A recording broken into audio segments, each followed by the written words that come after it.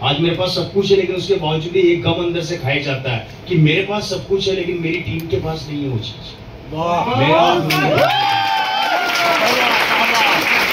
मेरे पास मेरा गम नहीं है। मुझे पता है रवि शर्मा भी चला गया तो मेरे पीछे कम से कम पूरे हिंदुस्तान के अंदर 2 करोड़ रवि शर्मा है। लेकिन मैं ये सोचता हूं कि अगर भगवान न करे कि मेरे किसी साथी के साथ ऐसा कुछ हो गया और उसकी टीम नहीं हुई तो उसके 20 बच्चों का क्या होगा। पता नहीं आप अपने परिवार को लेके सीरियस है या नहीं, पर मैं आपके परिवार को लेके बहुत ज्यादा सीरियस हूं। अब निर्णय आप लोगों का, डिसीजन आप लोगों का।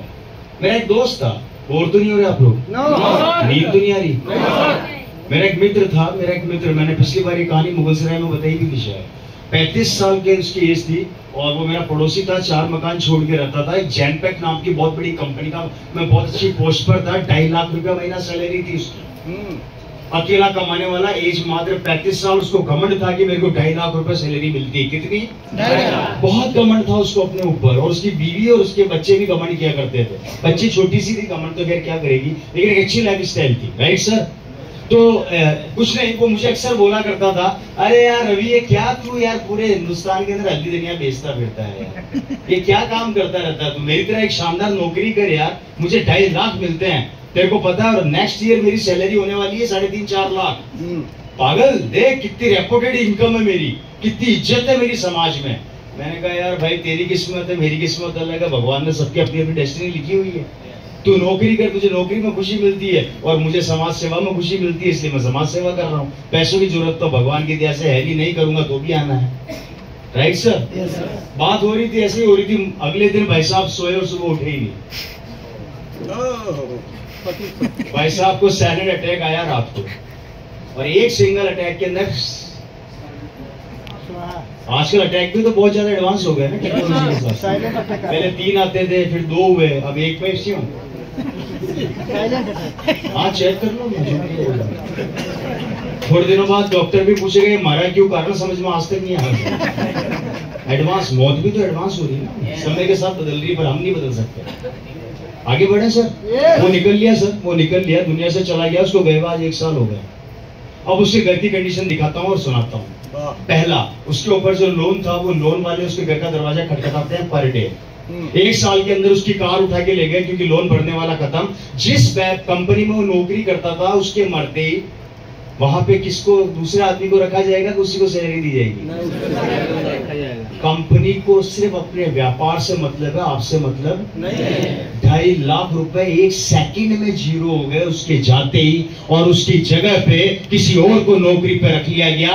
उसकी बेटी जो जयपुर के one of the best school में पढ़ाई किया करती थी, सरकारी स्कूल में आ चुकी है, गाड़ी उठा के ले जा चुके हैं, मकान बिकने की नौबत में आ चुका है, और उसकी बीवी पूरी कॉलोनी में बोलती फिर रही है कि मेरे को बुटीक का काम दिलवा दो, मैं बुटीक का काम करूंगी, मुश्किल से 5-7-10 हजार कमा लूं, मैं अपनी बेटी का पेट पाल लूंगी। टोटल परिवार कॉलेप्स, टोटल परिवार खत्म, हाथ एक आदमी के जाने से।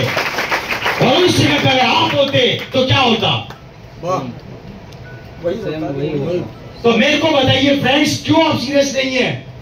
4 लोग मना कर देते हैं, घर बैठ जाते हो। सर साबुन ढंग से काम नहीं कर रहा, घर बैठ जाते हो। सर नमक के अंदर थोड़ा खट्टापन कम है, घर बैठ जाते हो। सर पिकअप से 250 किलोमीटर दूर है, कौन जाएगा, घर बैठ जाते हो। अरे आप आज नहीं बैठ रहे, आपकी किस्मत बैठ रही है और आपके बच्चे का भविष्य खत्म हो रहा है। जुनून पैदा करो अपने अंदर। अरे कमियां बहुत ढूंढ ली मेरे भाई, 40 साल हो गए लाइफ के कमियां ढूंढते ढूंढते, अब तो कम से कम अच्छाइयां ढूंढना चालू कर दो। लोग बोलता नहीं होगा तो, नहीं बढ़ेंगे तो, नहीं जुड़ेंगे तो, नहीं आगे बढ़ा तो। अरे इसका उल्टा कर दो यार, जुड़ गए तो, बन गया तो, आगे तो, बदल गई तो। अगर तो ही लगाना है तो दोनों तरफ लगाओ ना। जब तो ही लगाना है तो दोनों तरफ लगाओ साला। जब नेगेटिविटी में तो लगा रहे हो तो पॉजिटिविटी में भी तो लगाओ। क्या संभव नहीं है? अगर रवि शर्मा इस बिजनेस का स्टार डायमंड बन सकता है तो आपके आप में क्या कमी है भाई? है जी, क्या कमी है? नाक मुंह तो सही बात साहब, क्या मेरे सींग है? सर नाक मुंह सब में वही है कमी की बस। मेरे क्या सींग निकले हुए हैं, पूछ निकली हुई है भाई साहब। या मेरे फादर के मेरी फैमिली में निकला हुआ था, कुछ नहीं। डिसीजन मेकर, डिसीजन लेने की शक्ति हमारे अंदर आप लोगों से कई गुना ज्यादा है, इसलिए हम रुकते नहीं। आज की तारीख में अगर मैं 30 के 30 दिन घर में सोता रहूं ना मेरे भाई, तो मेरे पास इतना पैसा आता है जितना आप सोच नहीं सकते, आगे बताऊंगा। लेकिन उसके बावजूद भी मैं महीने के 15 दिन काम करता हूँ। आज घर से निकले हुए मुझे 5 दिन हो गए और 5 दिन लगातार ट्रैवलिंग कर रहा हूँ। कल की रात की कहानी बताऊंगा तो दिमाग खराब हो जाएगा। सुन लो, अगर आपको सुननी है तो सुनाई देता हूँ। ट्रेन भाई साहब रिजर्वेशन करवाया मैंने, कहां से? सुल्तानपुर से। सुल्तानपुर मीटिंग खत्म होते ही तुरंत मेरे को ट्रेन नहीं मिली, ट्रेन छूट गई। अब क्या करूं?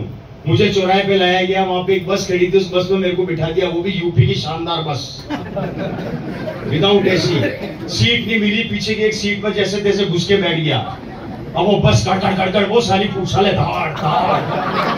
मैंने कहा ये क्या हो रहा है? मैं जाते जाते मेरे सारे अस्थि पंजे ढीले हो जाएंगे। बस आधे रास्ते पहुंची, बस खराब। 1 घंटा बाद पसीने के अंदर पसीना बहा रहा हूँ, खड़ा खड़ा है, बाप रे कोई तो आ जाओ। एक बेचारा ई रिक्शा वाला आ रहा था, वो सवारियां भर गया। मैंने कहा भाई साहब क्या हुआ? यार बस भाई साहब जौनपुर जा रहा हूँ, जौनपुर पड़ता है बीच में। बोला जौनपुर तक छोड़ दूंगा। मैं कितने रुपए लेगा? बोला 50 रुपए। मैं कहा 100 दूंगा, तू पहले मेरे को ले चल। उसने बोला सर बिठाऊंगा। मैंने कहा मुझे नहीं पता, तू कहीं पर भी बिठा। मैं अपना बैग, अपना मेरा जो ट्रॉली बैग था उसको सीने पर रख के उसके आगे वाली सीट पे यूं बैठ गया, इधर मुंह करके। रिक्शा यूं जा रहा है, मैं यूं बैठा। चलने दे। जौनपुर उतरा, उतरते ही वहां एक बस खड़ी,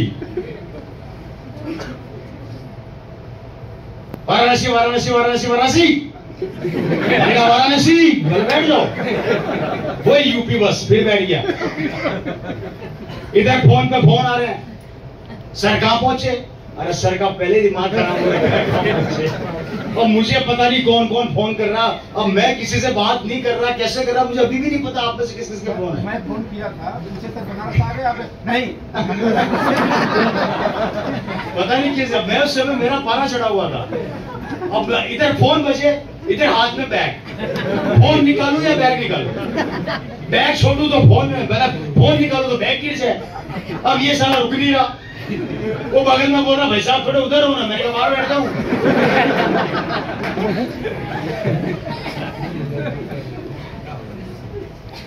अब जैसे तैसे उस बस में चढ़ गए साहब। अब चढ़ने के बाद भी कहानी देखो, भाई साहब वो चले नहीं, पसीना खड़ खड़ खड़। मैंने कहा भाई तू कब चलेगा? बोले सर बस निकल ही रहे। वो निकलते निकलते साले ने 20 मिनट बिठा के रखा अंदर। बगल में एक आदमी, वो भी पसीना पड़ रहा। मैं कहा भाई साहब क्या हो गया? बोले भाई साहब ऐसे ही है। अब उसने पता नहीं वो जर्दा वर्दा खा रहा। मैं कहा यार तुम्हारा सही टाइम पास है। गप्पे मारने चालू कर दिए उसके साथ। बोला आप कहाँ जा रहे हो? मैंने कहा यार यहाँ के तो नहीं लगते। मैंने कहा राजस्थान से आया हूँ। बोला ठीक है। बात करते करते रात को मेरे को आते आते 10 साढ़े 10 शायद, और किसी का भी फोन आया था। मैंने बोला भाई मैं अभी नहीं पहुंचा यार, मेरे को अभी छोड़ दो। किसने फोन किया था? फिर मैंने आखिरी में बोला था, आपको बोला था क्या? मैंने कहा सर मेरे को अभी डिस्टर्ब मत करो, मैं पूरा डिस्टर्ब बहुत पड़ा। हालत ऐसी हो गई थी सर, होटल तक आते आते ऐसी हालत हो गई थी। मैंने कहा अब मैं या तो, अच्छा बिलीव नहीं करेंगे सर, सुबह से कुछ नहीं खाया था। सुबह सिर्फ मैंने 1 गिलास जूस पिया था और उसके बाद मीटिंग करी थी। और सुबह से लेकर रात के 11 बजे तक मेरे पेट में कुछ नहीं गया था, क्योंकि लगातार भाग रहा था। ये इतनी मेहनत मैं अपने लिए नहीं कर रहा सर। मेरे पास आज कोई कमी नहीं है। मैं जिस कार में चलता हूँ ना, वो कारें भी मेरी 1-1 करोड़ से ऊपर की है, जिन कारों में मैं चलता हूँ। लेकिन उसके बावजूद भी ये है ना, ये जब ये ट्रैवलिंग जब सुकून देती है ना, कि आज मेरी वजह से आपके घरों में अगर पैसा और खुशियां आ जाए, तो शायद इससे बड़ा पुण्य धरती पे कुछ भी नहीं है। अभी आ रहा था, नींद नहीं है, रास्ते में आ रहा था, गाड़ी में बैठे बैठे मैं सो रहा हूँ, मुझे पता ही नहीं कब पहुंच गए, क्या हुआ, पीछे मुंह खोले पड़ा हुआ है। होता है, it's a part of life. जिंदगी में सफलता आपकी मेहनत आपके लोग चेक नहीं करेंगे, याद रखना मेरी बात। आपकी मेहनत को कोई भी चेक नहीं करेगा, आपकी सफलता को चेक करने के लिए 1000 लोग आ जाएंगे। ये याद रखना मेरी बात।